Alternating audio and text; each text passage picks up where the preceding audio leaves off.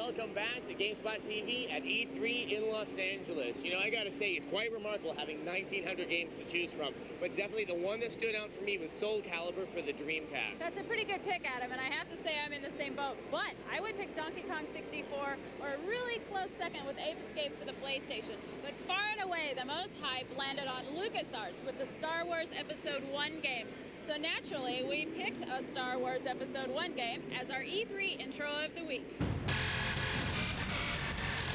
And a big turnout here from all corners of the Outer Rim territories. I see the contestants are making their way out onto the starting grid.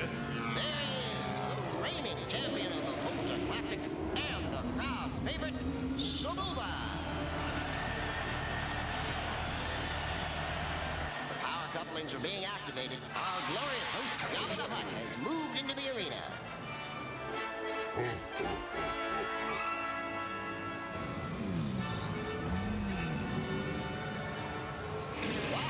Look at that! It's the galaxy-famous Gazgano. It looks like the young human boy, Anakin Skywalker. I hope he has better luck this time.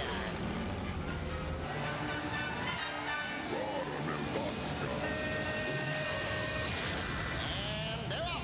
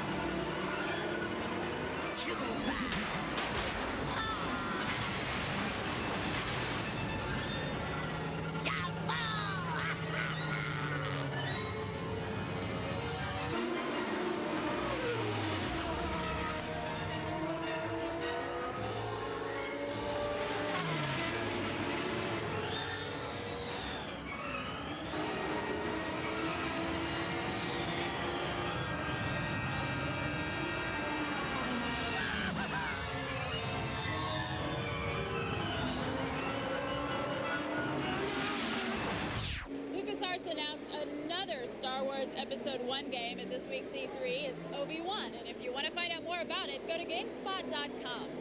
Now, everything at E3 doesn't actually happen on the convention floor. For example, there was a group of renegade gamers that decided to set up shop across the street.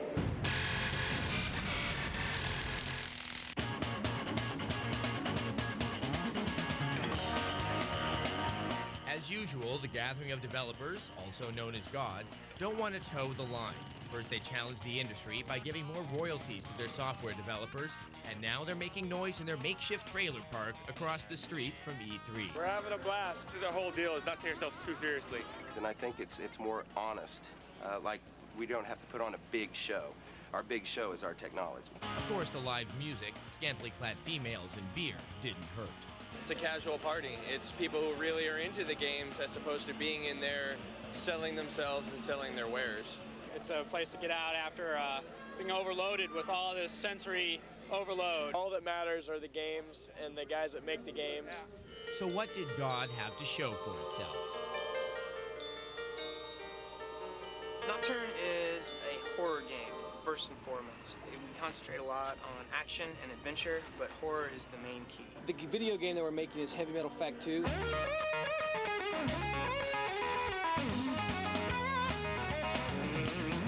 Hey, let's not just do a game that is based on a movie. Let's take it further. Let's take it one step beyond. So the video game is actually the sequel to the movie. Sex, drugs, and rock and roll. We grew up, we didn't kill people, we just sat in our bedrooms and drew pictures, and so that's where we're heading, back to soft porn, just like the Heavy Metal magazine. We want to be kicked out and asked not to come back. Now, don't be fooled. A lot of the games from gathering of developers were to be found here on the floor of E3. And that is true, and you know that God is developing for the Dreamcast now with Max Payne coming out, but all of the new next-gen console systems are adding in that online component. Now, of course, online gaming is really the strong suit of the PC, and a lot of the games here are either exclusively online or have a very large multiplayer component. And this might beg the question, are we looking at a permanent shift in the industry?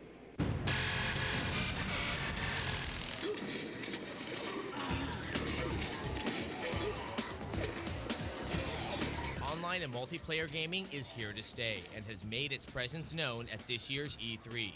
This year's crop of titles are sure to change the way we look at online gaming. There are really three types of online games. There's the meta game like Cave Dog's Boneyards. In the case of our Total Annihilation Galactic War, we have a map of planets, and you and I would be battling for a planet. If I beat you and I win that planet, or several other players and I get up against another group of players and we win, so we take over that planet.